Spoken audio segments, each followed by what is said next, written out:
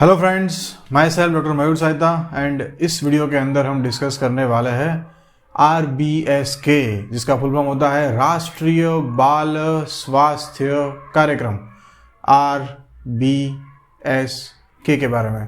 तो कि पहले जो है वो स्कूल हेल्थ के नाम से भी जाना जाता था। इसके बारे में जो है सारी चीज़ें जो हम डिटेल के अंदर जो है वो डिस्कस करने वाले हैं, तो आप इस वीडियो को एंड तक ज़रूर देखें। सबसे पहली चीज़ तो स्कूल हेल्थ का जो कंसेप्ट था वो कहाँ से शुरू हुआ था। गुजरात के अंदर, वडोदरा के अंदर जो है वो 1909 के अंदर जो है वो ये इनिशिएटिव जो है वो शुरू किया गया था, जिसके अंदर स्कूल के अंदर जो बच्चे होते हैं उनका हेल्थ रिगार्डिंग जो है वो स्क्रीनिंग किया जाता था। और ये इतना अच्छा था कि इनको जो है वो पूरे ऑल ओवर द स्टेट्स, पूरे इंडिया के अंदर जो है फिर लागू कर दिया गया। तो इसके अंदर जो है वो कौन से मेन 4 प्रॉब्लम्स जो है जिनको एड्रेस किया जाता था, तो इसमें सबसे मोस्ट कॉमन प्रॉब्लम जो कि अभी भी है ही माल न्यूट्रिशन का प्रॉब्लम, बराबर, जिसके अंदर 2 चीज़ें, over nutrition and under nutrition. और अभी भी जो है वो अंडर न्यूट्रिशन जो है वो हमारी अभी भी ज़्यादा जो है वो कॉमन प्रॉब्लम है। मतलब जितना पोर्शन बच्चों को मिलना चाहिए उससे अभी भी जो है वो कम मिलता है। दूसरा जो है उनके अंदर इन्फेक्शियस डिजीज़ का स्क्रीनिंग, जैसे कि करमिया हो गए, आई डिजीज़ हो गए, ईयर डिजीज़ हो गए, वो सारे प्रॉब्लम्स का भी जो है वो बच्चों के अंदर स्क्रीनिंग जो है वो इसके अंतर्गत जो है वो किया जाता था। तो स्कूल हेल्थ बहुत ही अच्छा कंसेप्ट था। हम लोग भी जो है वो इंटर्नशिप के दरमियान जो है वो स्कूल के अंदर जो है बच्चों के स्क्रीनिंग वगैरह के लिए जो है वो जाते थे। तो हम आगे बढ़े उसके पहले मैं आपको एक क्वेश्चन पूछता हूँ, जिसका आंसर जो है मैं आपको इस वीडियो के एंड में आपको जो है वो दे दूँगा। क्वेश्चन जो है, under national programme for the prevention of the nutritional blindness prevent करने का जो प्रोग्राम है, जिसके अंदर अगर बच्चा जो है वो 9 महीने का है तो उसको एक्चुअली विटामिन ए तो हम देते हैं, खास करके जब वो हम उसको मीजल्स की वैक्सीन जब राइट हैंड के अंदर सबक्यूटेनियसली वहाँ पे देते हैं, साथ में विटामिन ए भी देते हैं। बट द क्वेश्चन इज, ये विटामिन ए कितना देना है। आपके पास ऑप्शन जो है वो 50,000 unit, 1 lakh unit, 2 lakh unit या फिर 5 लाख यूनिट पर ml। सो इसका आंसर जो है मैं आपको वीडियो के एंड तक दे दूंगा। तो शुरू करते हैं हमारा RBSK प्रोग्राम के बारे में। तो सबसे पहले जो है वो पायलटिंग प्रोजेक्ट जो 2007 से 2012 बहुत ही बेसिकली अच्छा ये रहा, इसलिए एक प्रॉपर लॉन्च जो है RBS का वो किया गया था फरवरी 2013 के अंदर। किसके अंतर्गत इसको लॉन्च किया गया था, वो याद रखना है आपको, NRHM, national rural health mission. Actually पहले जो है दोनों चीज़ें अलग थी, NRHM और NUHM, बट अभी तो दोनों जो है that is just one umbrella, NHM के अंतर्गत ही जो है वो आ जाता है। बट आपको याद रखना है कि फरवरी 2013 के अंदर एक्चुअली राष्ट्रीय बाल स्वास्थ्य कार्यक्रम को जो है वो NRUHM के अंतर्गत जो है वो लॉन्च किया गया था। अभी एक्चुअली हम देखें तो भाई क्या इस प्रोग्राम को लॉन्च करने के पीछे का हमारा कंसेप्ट क्या है, व्हाट इज़ द कंसेप्ट। तो ऐसा देखा गया है, हम जो है वो public health always follows the statistics, data जो है वो देखना पड़ता है। तो जिसमें अगर हम देखें तो जो 100 बच्चे जो है पैदा होते हैं उसके अंदर 6 से 7 को जो है वो बर्थ डिफेक्ट्स, मतलब कि हार्ट प्रॉब्लम हो, ईयर प्रॉब्लम हो, विजन प्रॉब्लम हो, अभी हम जस्ट देखने ही वाले हैं। तो वो सारे प्रॉब्लम जो है रहती थी। अगर इनके अंदर डायग्नोसिस के अंदर डिले हो जाए तो इनका तो लाइफ टाइम जो है वो कॉग्निटिव समझ शक्ति जो है वो प्रॉब्लम हो सकती है, देखने में प्रॉब्लम हो सकता है, सुनने में प्रॉब्लम हो सकता है। इसलिए सबसे बेस्ट चीज़ है कि उनका जो है वो अर्ली डायग्नोसिस हो जाए। दूसरा जो है वो न्यूट्रिशनल प्रॉब्लम अगर हम देखें बच्चों के अंदर तो वो 4% से लेके 70% तक वेरी करती है। मतलब कि आप सोचो कि 100 में से 70 बच्चे जो है वो उनके अंदर खाने पीने से लेके प्रॉब्लम तो जो है वो रहता ही है। तो इन सबको टैकल करने के लिए जो है वो RBSK जो है वो है। तो इसके अंदर इसके टीम में और इसके कोर टारगेट्स क्या क्या है, तो इसमें देखा जाए तो RBSK का सबसे पहला जो रहता है कि early identification and early intervention. जल्द से जल्द हो सके उसको आप पता लगा लो और उसको जो है वो जल्दी से जल्दी उसके ऊपर एक्शन लो, उसको सुधार करो, मैनेजमेंट करो। तो इसके अंदर कौन से एज ग्रुप को जो है वो मेनली इन्वॉल्व किया गया है। जन्म से लेके जो है वो बच्चा 18 साल तक का हो, कंप्लीट करे, तब तक के बच्चे जो है वो इनके अंदर आते हैं।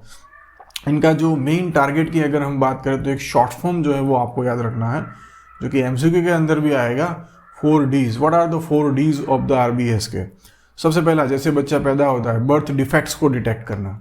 ठीक है। उसके बाद जो न्यूट्रिशनल प्रॉब्लम है, डेफिशिएंसीज को डिटेक्ट करना, अगर उनको ऑलरेडी कोई डिजीज़ हो चुका है तो उस डिजीज़ को आइडेंटिफाई करना, और डेवलपमेंटल डिले जो है वो पता लगाना। सो इस तरीके से 4D जो है, defects at birth, deficiencies, diseases and developmental delay, इसको हम बारीकी से 1 बाय 1 कॉमन इसके अंदर क्या क्या देखना है वो हम ले लेंगे। जैसा कि सबसे पहला जो फर्स्ट डी था जो हमारा, या जिसके अंदर था बर्थ डिफेक्ट्स।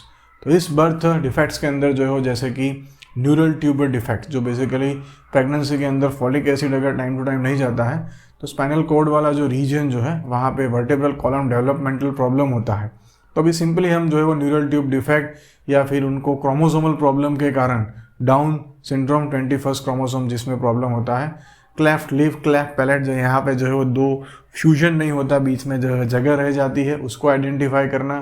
फिर जैसे कि डेफिशिएंसीज की मैं बात करूँ, सबसे कॉमन जो डेफिशिएंसीज है बच्चों के अंदर, जिसमें आ जाएगा कि भाई एनीमिया है, vitamin A deficiency, D deficiencies, या फिर अदर आयरन की डेफिशिएंसी के कारण होने वाला एनीमिया, वो तो हो ही गया।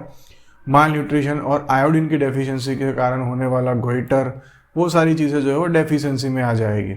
और डिजीज़ की मैं बात करूँ तो बच्चों के अंदर जो है वो स्किन इन्फेक्शंस, खास करके फंगल इन्फेक्शंस, स्कैबीज जो भी कॉमन है, कान के अंदर जो है वो इन्फेक्शन होने वाला ओटाइटिस मीडिया, हार्ट डिजीज़ या डेंटल प्रॉब्लम्स। तो ये डिजीज़ जो है उनको स्क्रीन करना, आइडेंटिफाई करना और अर्ली से अर्ली उसके अंदर इंटरवेंशन करना।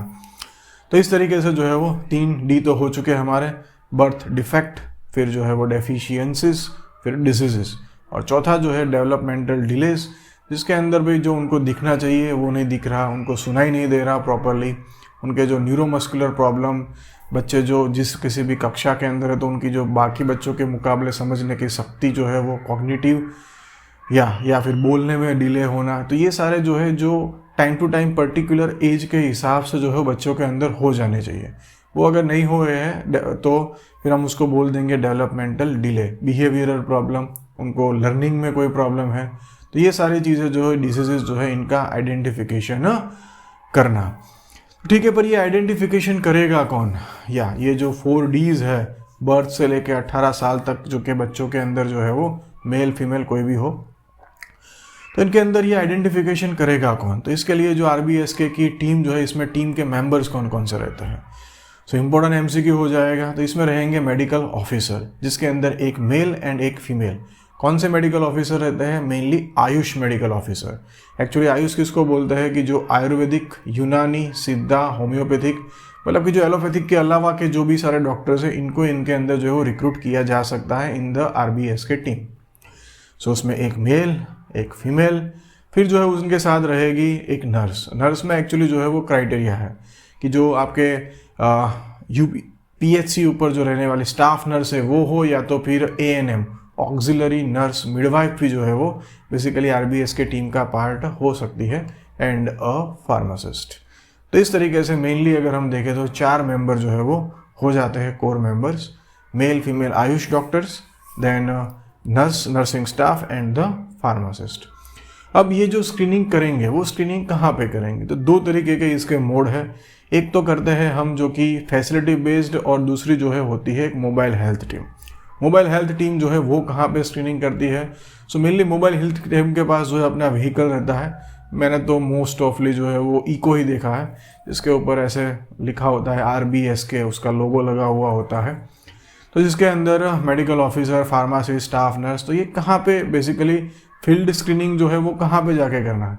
तो जहाँ पे भी आंगनवाड़ीज होती है तो आंगनवाड़ी पे जो बच्चे रहते हैं उनका स्क्रीनिंग करना, या फिर सबसे दूसरा जो है वो गवर्नमेंट स्कूल्स जो है, या फिर गवर्नमेंट एडेड जो ट्रस्ट की जो भी स्कूल्स रहती है उनके अंदर भी जो है ये टीम जो है वो स्क्रीनिंग के लिए जो है वो जाती है। नो डाउट स्कूल के जो प्रिंसिपल्स वगैरह जो है उनको इन्फॉर्म किया जाता है, उनसे डेट ली जाती है, और उस टाइम पे जो है वो स्कूल के अंदर पर्टिकुलर क्लासेस के अंदर जाके जो है उनका स्क्रीनिंग जो है वो करना होता है। तो वो एक्चुअली हो जाता है फील्ड बेस्ड स्क्रीनिंग। दूसरा आता है फैसिलिटी बेस्ड। फैसिलिटी बेस्ड मतलब कि जो भी बच्चा को दिखाने के लिए मदर जो है वो लेके आई है, जैसे कि PHC पे, CHC पे, डिस्ट्रिक्ट हॉस्पिटल्स पे, इवन अपन बोल सकते हैं कि मेडिकल कॉलेजेस के अंदर भी जो भी आते हैं, तो उनके अगर हमको पता चलता है तो जिसमें मेनली मेडिकल ऑफिसर जो है, स्टाफ नर्स जो है, वो ANM वगैरह जो है वो भी इसके अंदर जो है वो स्क्रीनिंग करेंगे। एक बार स्क्रीनिंग हो गया, उसके बाद पता चला कि इनको प्रॉब्लम है, तो इनको सबसे पहले जो है वो कहाँ पे भेजा जाएगा, ये एक इम्पॉर्टेंट है। उनको भेजा जाता है DEIC, that is the district early intervention centre. और वहाँ पे जो है वो उनको अपने फील्ड एरिया से, जहाँ पे भी उनका डिटेक्ट हुआ, वहाँ से लेके हॉस्पिटल तक, हॉस्पिटल से लेके घर तक, पूरा सब कुछ, transportation, treatment, everything is free of cost, बराबर। तो जो भी actually district early intervention centre पे वहाँ पे प्राइमरी फाइंडिंग्स जिसके कारण वो रिफ़र किया गया उसको कंफर्म करना, उनको सपोर्ट देना, उनका जो भी ट्रीटमेंट चाहिए। जैसे कि मैं बोलता हूँ कि कोई हार्ट डिजीज़ वाला आया है बच्चा, डिटेक्ट हुआ कि उसको भाई छेद है हृदय में, है ना, तो उसके माँ बाप जो है इतने पैसा की व्यवस्था नहीं कर सकते हैं, तो गवर्नमेंट के अंदर जो है वो, जैसे कि गुजरात के अंदर जो है वो UN मेहता जो है, वहाँ पे सभी तरीके की इस तरीके की सर्जरीज वगैरह जो है वो होती है। तो जो भी बच्चा फील्ड में कहीं पे भी ऐसे हार्ट सीरियस प्रॉब्लम वाला डिटेक्ट हुआ है, तो वहाँ से लेके उनको हॉस्पिटल में ट्रांसपोर्टेशन तक, उनका वहाँ पे मैनेजमेंट, वहाँ पे ऑपरेशन हो जाएगा, उनका स्टे भी होगा, वो भी फ्री ऑफ कॉस्ट होगा। एंड फिर उनको जो है वो घर पे भेजना, और घर पे भेजने के बाद वहाँ पे ख़त्म नहीं हो जाता, उनका फॉलोअप भी लेना, या यहाँ तक जो है वो RBS के टीम की जो है वो रिस्पॉन्सिबिलिटीज़ जो है वो बनती है। सो आइडेंटिफाई करना, उनका मैनेजमेंट, उनके ट्रीटमेंट होना, कंफर्मेशन होना, उनका फॉलोअप लेना, यहाँ तक के जो है वो सारी चीज़ें जो है वो इसके अंदर जो है वो आता है। अब जो डिस्ट्रिक्ट अर्ली इंटरवेंशन सेंटर जो है, जो कि रहेगा, जिसमें पीडियाट्रिशियन भी होता है, मेडिकल ऑफिसर, नर्सिंग स्टाफ्स वगैरह जो है वो रहेंगे, जो डिस्ट्रिक्ट के लेवल पे जो भी उनसे होगा तो वो वहाँ पे ट्रीट कर लेंगे। मोस्ट ऑफ द डिजीज़ वहाँ पे ट्रीट हो जाएंगे, बराबर। पर जो भी ना हो पाए, जैसे कि बर्थ डिफेक्ट्स जो है सारी ट्रीट ना हो पाए, बराबर, जो डेवलपमेंटल डिलेज जो है वो ट्रीट ना हो पाए, but deficiencies and disease mostly जो है वो अपने इस डिस्ट्रिक्ट लेवल पे जो है, या फिर इवन PHCs के लेवल पे जो भी है, डिजीज़ एंड डेफिशिएंसीज तो जो है वो ट्रीट वहीं पे भी जो है वो हो जाती है। खास करके जो है वो डिफेक्ट्स एंड डेवलपमेंटल डिलेज के लिए जो है बच्चों को मेनली जो है वो रिफ़र करना पड़ता है। तो अगर वहाँ पे होती है, या फिर जहाँ पे भी बेस्ट फैसिलिटीज़ अवेलेबल है, वहाँ पे उनको ले जाना। और ये सारी चीज़ों के लिए जो भी फंड जो है, दैट इज़ किसका फंड यूटिलाइजेशन होगा इसके अंदर, NHM का। आप बोलोगे सर आपने तो बोला था इस प्रोग्राम को NRU और नेशनल रूरल हेल्थ मिशन के अंदर लाया गया है, बट एक्चुअली NRHM भी आता तो NHM के अंडर ही है, नेशनल हेल्थ मिशन के अंडर ही।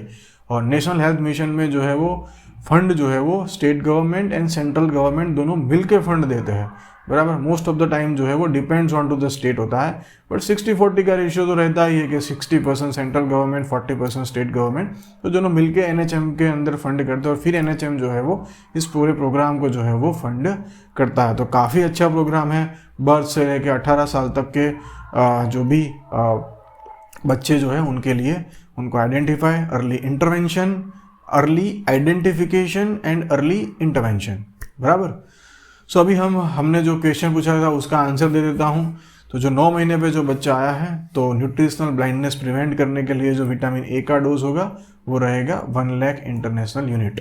ऐसे तो कोई मेजरमेंट करके नहीं देता है, उसकी एक स्पून आती है, स्पून के ऊपर जो है वो मार्किंग रहता है, उस मार्किंग तक जो है वो भर के विटामिन A जो है वो पिलाना होता है। उसके बाद कब पिलाना होता है, हर 6 महीने पे, बराबर। कितना पिलाना होता है, तो 2 लाख इंटरनेशनल यूनिट। तो फर्स्ट जो है सिर्फ वही 1 लाख इंटरनेशनल यूनिट्स का डोज है, और उसके बाद जितने भी डोज जो है वो 2 लाख इंटरनेशनल यूनिट है। कब तक पिलाना है, तो मिनिमम 5 साल का हो तब तक तो वो पिलाना है।